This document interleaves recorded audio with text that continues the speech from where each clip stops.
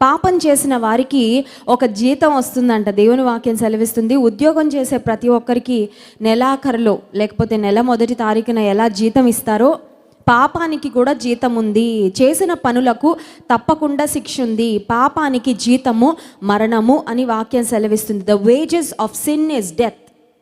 చూడండి, ఉద్యోగం చేసిన ఏ ఒక్కరైనా జీతం తీసుకోకుండా ఉంటారా? ఎవరు ఉండరు.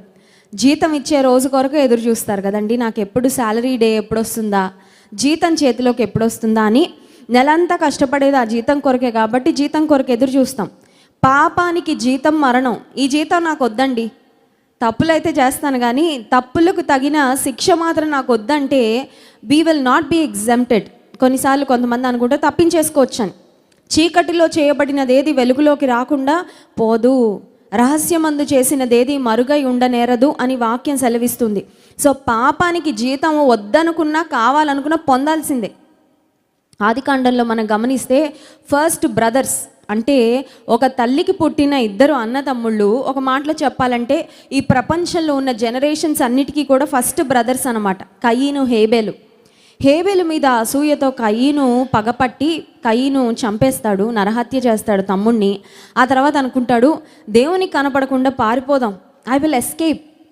దేవునికి కనపడకుండా పారిపోతే దేవుడు కూడా ప్రశ్నలు అడుగుతున్నప్పుడు కయీను చాలా, నీ తమ్ముడు ఎక్కడా అని అడిగితే, am I my brother's watchman, నేను అతనికి ఏమన్నా కావలిదారుని అనుకుంటున్నావా దేవుడా అని ఇష్టానుసారంగా సమాధానాలు చెప్పేసి ఎస్కేప్ అయిపోదామని చూశాడు. చూడండి, కొన్నిసార్లు దొంగల్ని పోలీసులు పట్టుకుంటే పిచ్చి పిచ్చి సమాధానాలు చెప్తారు.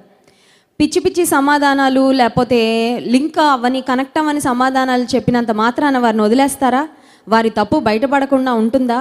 చట్టం ఎవరికి చుట్టం కాదంటారు కదండి. ఖచ్చితంగా చేసిన తప్పుకు ప్రతిఫలము అనుభవించాల్సిందే. సో పాపానికి జీతం నాకు వద్దండి, పాపం అయితే చేస్తానండి, జీతం ఇచ్చే టైంకి నేను ఎస్కేప్ అయిపోతానండి, పారిపోతానండి, నేను అటు ఇటు తిరిగేస్తానండి, నేను చేయలేదు పాపం అన్నట్టుగా దులిపేసుకుంటానండి అంటే అలా పనిచేయదండి. ఎందుకంటే దేవుడు న్యాయవంతుడైన వాడు. పాపానికి తగిన శిక్షను భరించాల్సిందే. You have to bear the wages of sin. పాపానికి జీతం మరణం.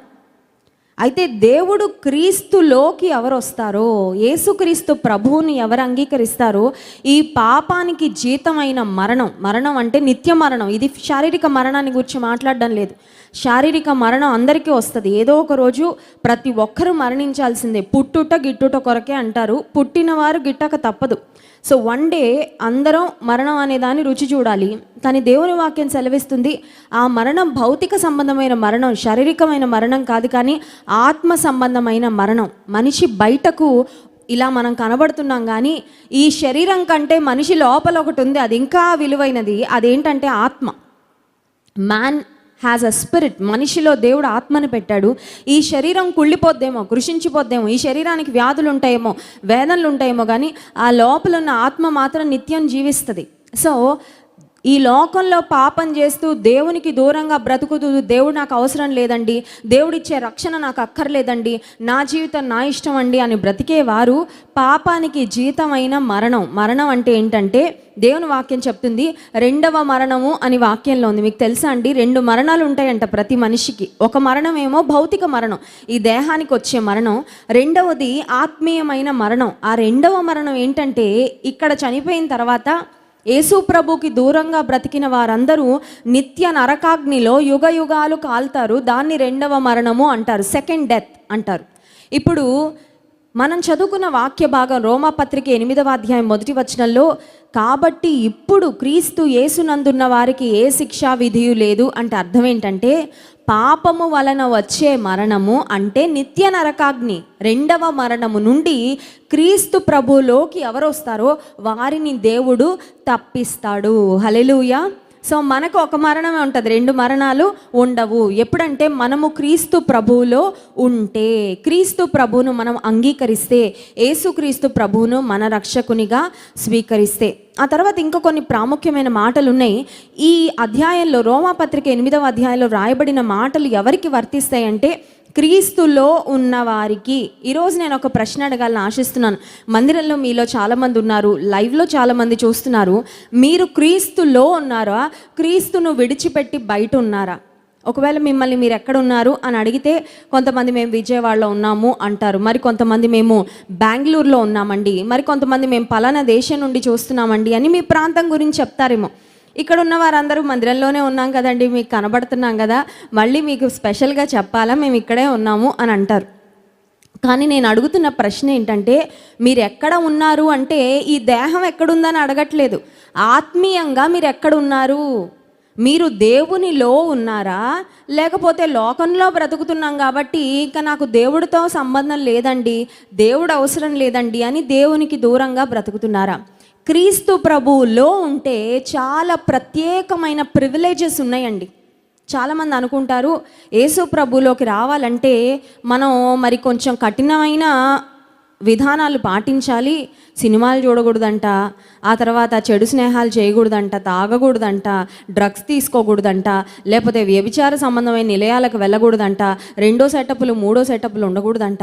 యేసు ప్రభువులో ఉంటే చాలా షరతులు ఉన్నాయి, క్రమశిక్షణతో బ్రతకాలి, మంచి ప్రార్థన జీవితాన్ని కలిగి ఉండాలి, ఇవన్నీ ఉన్నాయండి.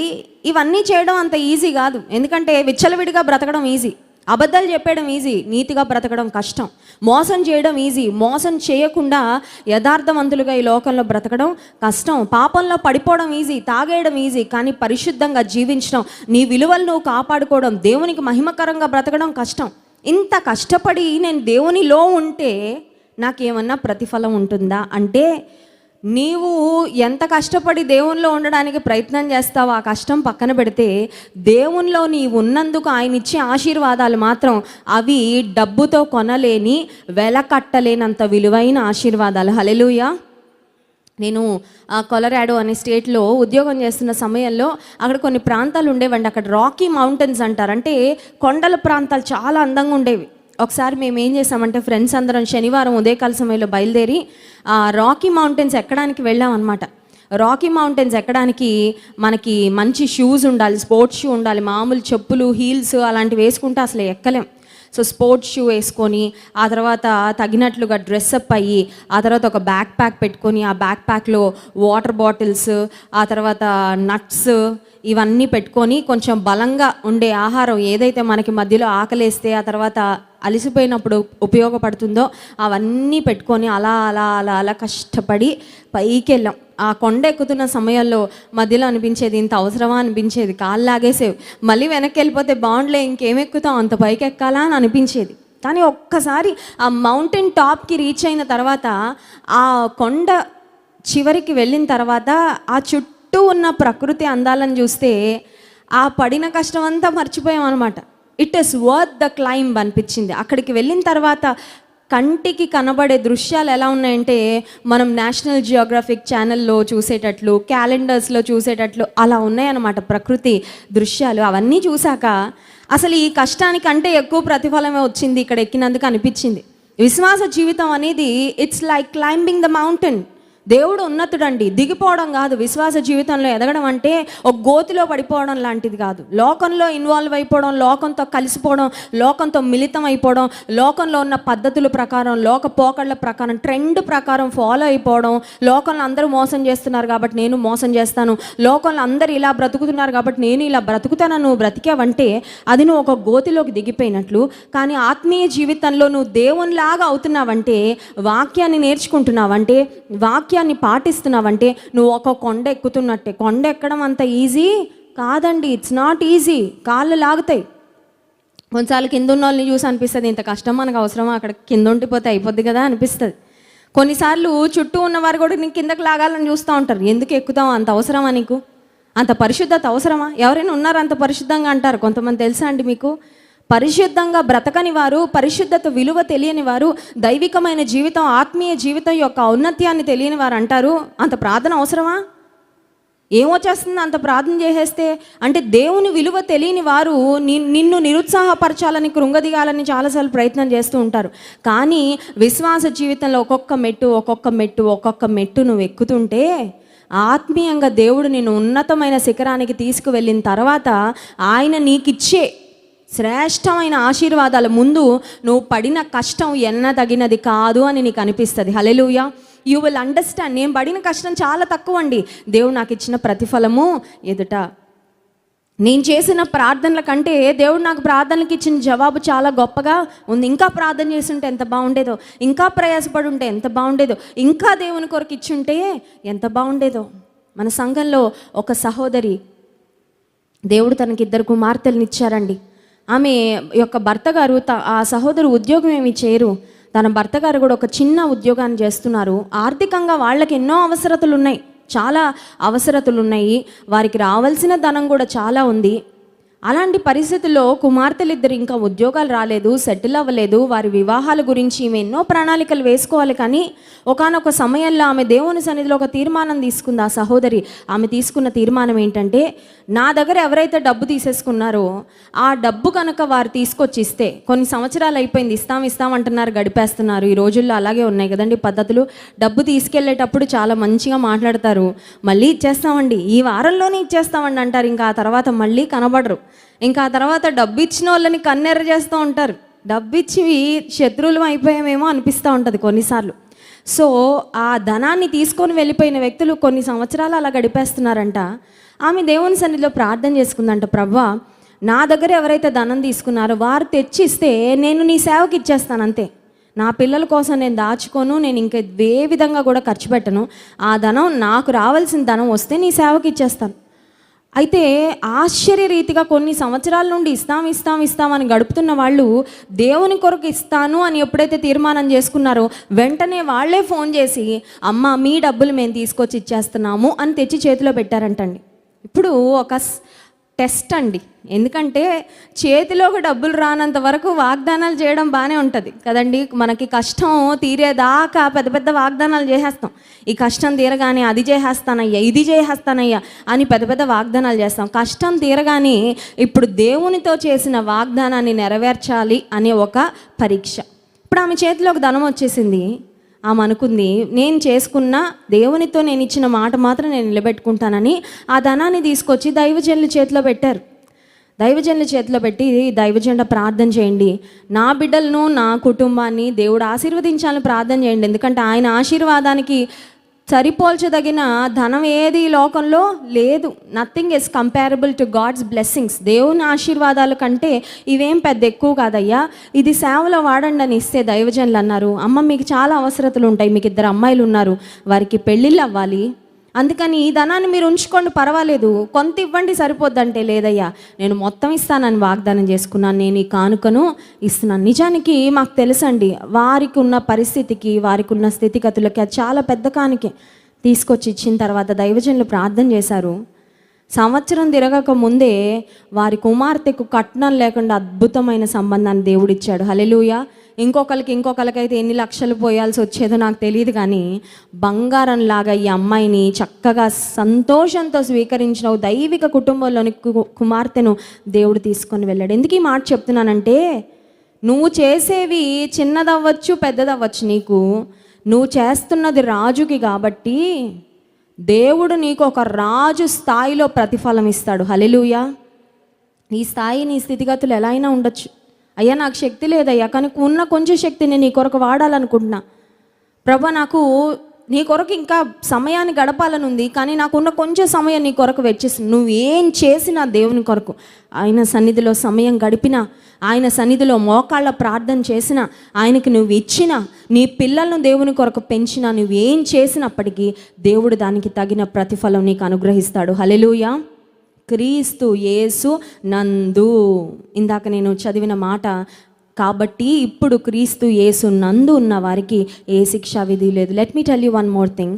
క్రీస్తుకు దూరంగా నువ్వు ఎన్ని చేసినా విలువ లేదు వాటికి. తెలుసా అండి అది?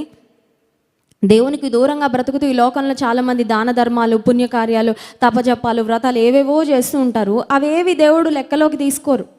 కానీ క్రీస్తులో ఉంటే నువ్వు చేసిన ప్రతి చిన్నది, ఎవ్రీ స్మాల్ థింగ్ మ్యాటర్స్. హల్లెలూయా.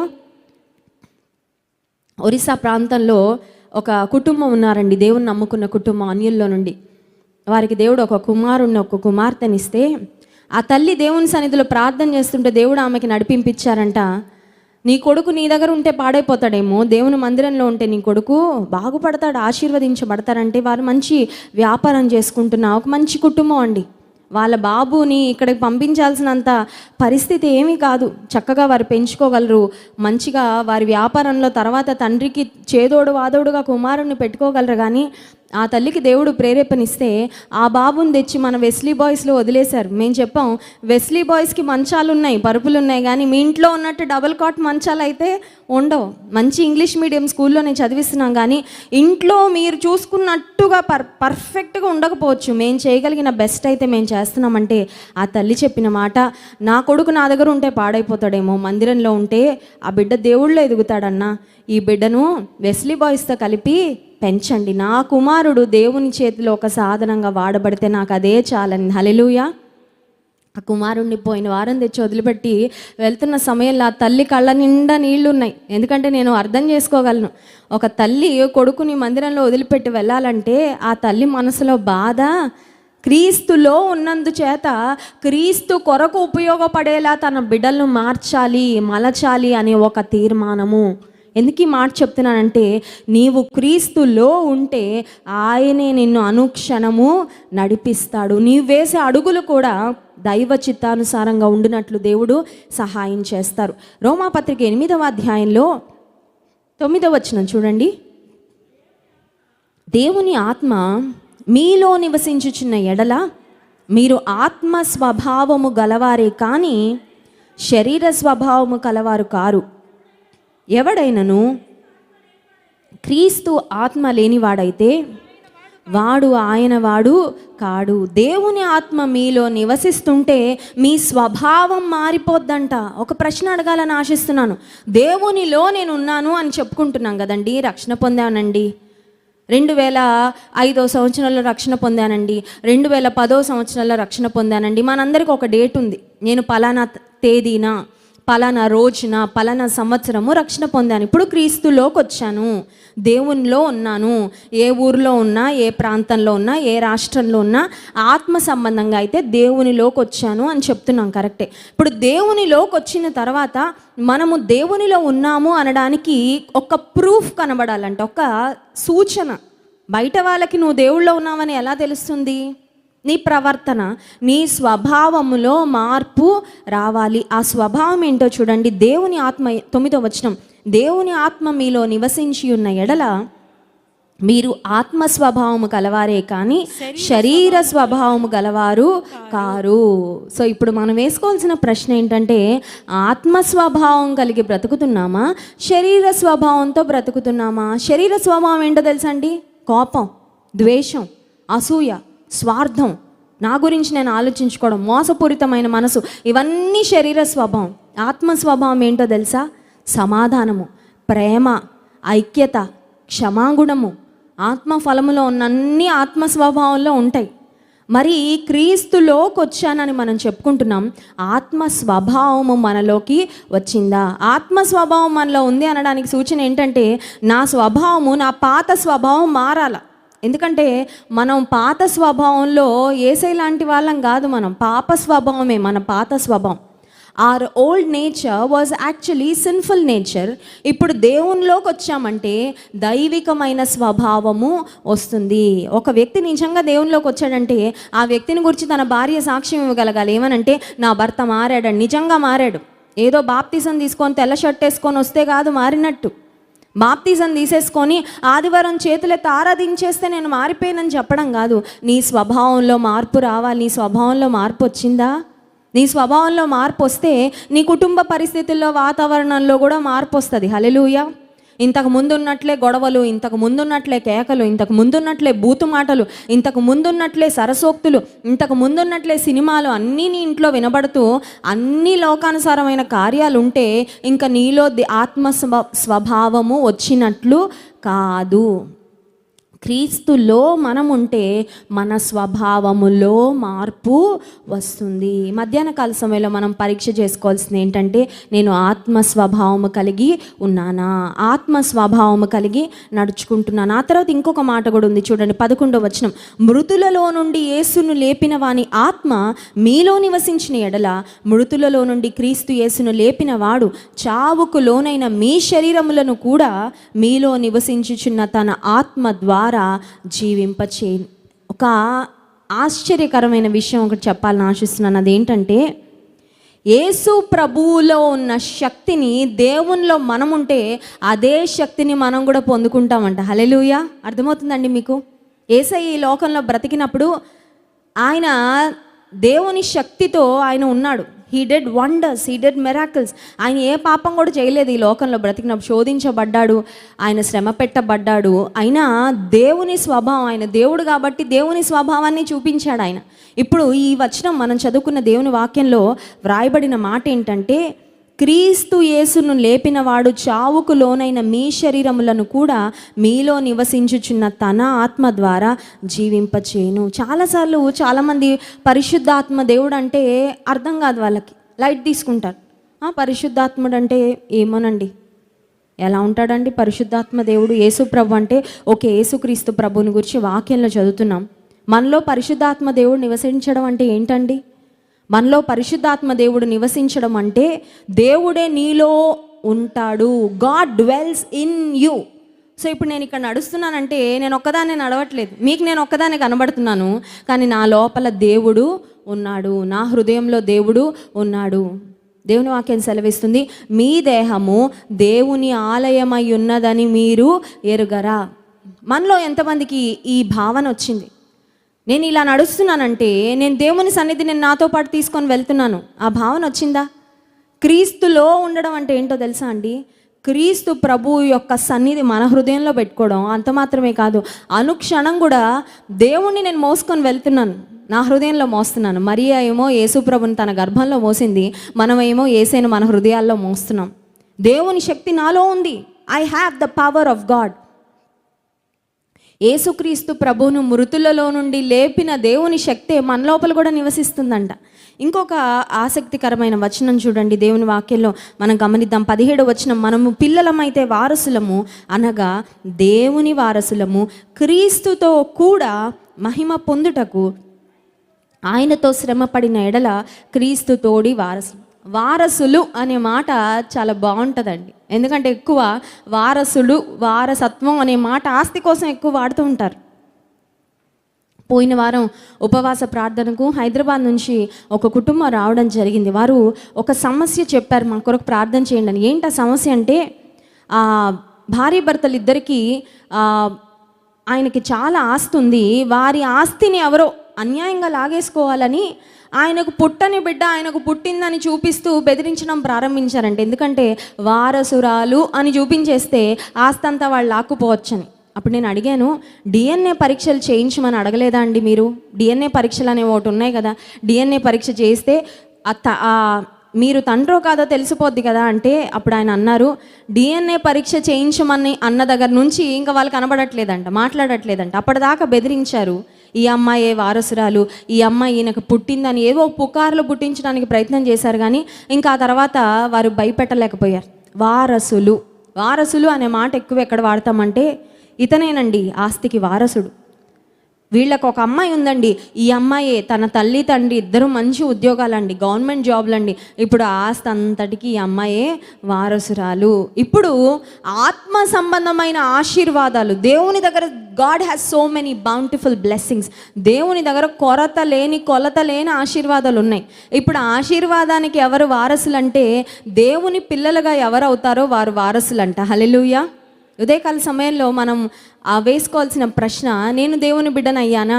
ఇందాక చెప్పాను కదండి, క్రీస్తులో మనము ఉంటే, యేసుక్రీస్తు ప్రభువును స్వంత రక్షకునిగా అంగీకరిస్తే, రక్షణ పొందితే, క్రీస్తు ప్రభువులో మనం ఉంటే దేవుడు మనల్ని తన పిల్లలగుటకు అధికారం ఇచ్చెను అని దేవుని వాక్యం సెలవిస్తుంది. తన్ను ఎందరు అంగీకరించిరో వారందరికీ దేవుని పిల్లలగుటకు ఆయన అధికారమును అనుగ్రహించెను.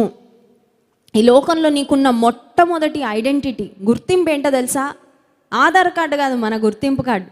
మనకున్న గుర్తింపు ఏంటంటే, నేను దేవుని బిడ్డని అనే గుర్తింపు. హల్లెలూయా. అన్నిటికంటే గొప్ప గుర్తింపు అది. ఇప్పుడు పిల్లలమైతే వారసులం అయిపోతామంట. ఎవరితో పాటు వారసులం అంటే యేసుక్రీస్తుతో పాటు వారసులము. అంటే ప్రతి ఆత్మ సంబంధమైన ఆశీర్వాదాన్ని పొందడానికి యేసుక్రీస్తు ప్రభువులో ఉన్న మనకు ఆ వారసత్వాన్ని దేవుడు అనుగ్రహించాడు. ఇప్పుడు ఒక అమ్మాయి ఉంది, లేకపోతే ఒక అబ్బాయి ఉన్నాడు. తల్లిదండ్రులకి చాలా ఆస్తుంది, కానీ తల్లిదండ్రులను విడిచిపెట్టి వెళ్ళిపోయాడు. ఫర్ ఎగ్జాంపుల్, స్నేహితులు అన్నారు, మీ అమ్మ నాన్న ఎప్పుడు రూల్స్ చెప్తా ఉంటారు, ఇలా ఉండంటారు, అలా ఉండంటారు, సినిమాలకు తిరగనివ్వరు, అక్కడికి వెళ్ళనివ్వరు, ఇక్కడికి వెళ్ళనివ్వరు, మీ అమ్మ నాన్న వదిలేసేరా, పద మనం వెళ్ళిపోదామని ఎక్కడికో తీసుకెళ్ళిపోయారు. చిన్న కుమారుడు దూరదేశానికి వెళ్ళిపోయినట్టు అమ్మా నాన్న దగ్గర ఎంత ఆస్తున్నా, అమ్మా నాన్నల ఆస్తిని ఆ అబ్బాయికి ఇవ్వాలని ఎంత ఆశున్నా, ఆ అబ్బాయి తండ్రి దగ్గరికి రాకపోతే ఆ ఆస్తి పొందుకుంటాడండి? Same is happening in our spiritual life. మన ఆధ్యాత్మిక జీవితంలో కూడా అదే జరుగుతుంది. దేవుని దగ్గర కోకొల్లలు లెక్కింపలేనన్న ఆశీర్వాదాలు ఉన్నాయి. ఆ ఆశీర్వాదాలకు మనమే వారసులం అని చెప్తున్నాడు. కానీ మనం ముందు ఆయన దగ్గరికి రావాలి, మనం ముందు రక్షణ పొందాలి, మనం దేవుని పిల్లలము అవ్వాలి, దేవునిలో నిలిచి ఉండాలి, ఆత్మ స్వభావాన్ని కలిగి ఉండి దేవునితో అనుదినం నడుస్తూ ఉంటే యేసుక్రీస్తు ప్రభు యొక్క ప్రతి ఆశీర్వాదానికి దేవుడు మనల్ని వారసులుగా, దేవుని దగ్గర బోల్డ్ అన్న ఆశీర్వాదాలు ఉన్నాయి. ఆ ఆశీర్వాదాలకు యేసుక్రీస్తు ప్రభువును అంగీకరించిన ఆయన పిల్లలుగా పిలువబడే మనమే వారసులమైనా అని వాక్యం చెప్తున్నా, మనం ఇంకా ఏమీ లేని వారంగా ఎందుకు బ్రతుకుతున్నామంటే బహుశా దేవుని దగ్గరికి రావడం లేదేమో, లేకపోతే దేవునితో ఎలా కనెక్ట్ అవ్వాలో అర్థం కావడం లేదేమో, దేవుని మీద ఎలా ఆధారపడాలో అర్థం కావడం లేదేమో, దేవుని ఎలా అడగాలో అర్థం కావడం లేదేమో. కొంతమంది వస్తారండి దేవుని దగ్గరికి, కానీ దేవుణ్ణి ఏమి అడగరు, వస్తారు వెళ్ళిపోతారు అంతే. దేవుని దగ్గర ఉన్న ఆశీర్వాదాల యొక్క విలువ, ఔన్నత్యం అర్థం కాక కొంతమంది వస్తారు వెళ్ళిపోతారు అంతే. దేవుడితో ఒక్క మాట కూడా మాట్లాడరు. అప్పుడు దేవుడిచ్చే ఆశీర్వాదాలు వస్తాయా? నువ్వెంత దగ్గరగా ఉంటే నీకు అన్న ఆశీర్వాదాలు. హల్లెలూయా. నువ్వెంత అడిగితే అంతగా దేవుడు నిన్ను ఆశీర్వదిస్తాడు. మీరు ఆయన రాజ్యమును నీతిని మొదట వెదకుడి, అప్పుడు అవన్నీ మీకు అనుగ్రహించు. ఆయన దగ్గరకు వస్తూ నువ్వు ఉంటే చాలయ్యా నాకు అని నువ్వు ఆయనను ముందు పెడితే ఆయనతో పాటు సమస్తమైన ఆశీర్వాదాలను దేవుడు మనకు దయచేస్తాడు. ఈ ఉపవాస ప్రార్థనలో నాకు తెలీదు మీరు ఏ అవసరతలతో వచ్చారో, మీ హృదయంలో ఏ నీడ్స్ ఉన్నాయో, ఏ వాంట్స్ ఉన్నాయో, ఏ ఆశలు ఉన్నాయో నాకు తెలీదు, ఏ అవసరతలు ఉన్నాయో నాకు తెలీదు. కానీ మనము దేవునిలో ఉంటే క్రీస్తు తోడి వారసులము. ఆయన ప్రతి ఆశీర్వాదాన్ని పొందడానికి మనం హక్కుదారులం అని గుర్తించి అడుగుదాం విశ్వాసంతో. నా జీవితంలో నీ ఆశీర్వాదాలు సంపూర్ణంగా నేను స్వతంత్రించుకోవాలయ్యా. కొరతలతో, లేమితో, కొదువలతో, వ్యాధులతో, ఇంకా వీటితో నేను బ్రతకాలని అనుకోవడం లేదు ప్రభా. నీవు నీ కృప ద్వారా నన్ను బలపరిచిన ప్రార్థన చేసుకుందాం. పరిశుద్ధ ప్రేమ కలిగిన తండ్రి, నీకు స్తోత్రాలు. క్రీస్తు యేసునందున్న వారికి ఏ శిక్షా విధియు లేదని వాగ్దానం చేసావు ప్రభా, నీకు వందనాలు. మధ్యాహ్న కాల సమయంలో నీ వాక్యాన్ని విన్న మేమే నీ ఆలయం అని జ్ఞాపకం ఉంచుకొని మమ్మల్ని నీ బిడ్డలుగా నువ్వు చేసుకున్నావు కనుక ప్రతి ఆశీర్వాదానికి మేము వారసులము అని గుర్తించి ప్రభా, నిన్ను గట్టిగా మేము పట్టుకోవడానికి, నీ మీద పరిపూర్ణంగా మేము ఆధారపడడానికి, నీ దగ్గర ఉన్న ప్రతి ఆశీర్వాదాన్ని మేము స్వంతం చేసుకోవడానికి, స్వతంత్రించుకోవడానికి నీ కృప అనుగ్రహించండి ప్రభా. మా జీవితాలలో ఉన్న కొదువలు, కొరతలు, అక్కరలు, అవసరతలన్నీ నీ మహిమైశ్వర్యం తీర్చండి. యేసు నామమున ప్రార్థిస్తున్నాం తండ్రి, ఆమేన్.